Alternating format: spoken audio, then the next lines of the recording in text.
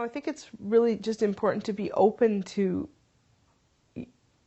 other ideas, that even if they come from the family or some other, allied health professional, and they seem wild, to just be open to the idea of, okay, well, I don't know, we didn't really think about that. Let's consider, yeah, we can't do the surgery tomorrow, but what can we do to make this family's life easier in the meantime while we have to wait? The power of brainstorming, I don't know, is, pretty strong. And recently at the Family Advisory Committee meeting at Children's, the security people came to talk to us. There's been lots of concerns about families having theft from their children's rooms at Children's, and what could we do about this? And so, we were talking about lockers, and lockers are really hard, and you give family keys, and then there's keys floating all around, and if they don't give the keys back, then,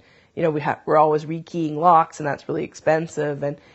And so we just sat around the table, and all of a sudden I said, well, why couldn't you just put a little, latch on a cupboard door, and families could bring their own locks, and then when they leave, they take their lock with them.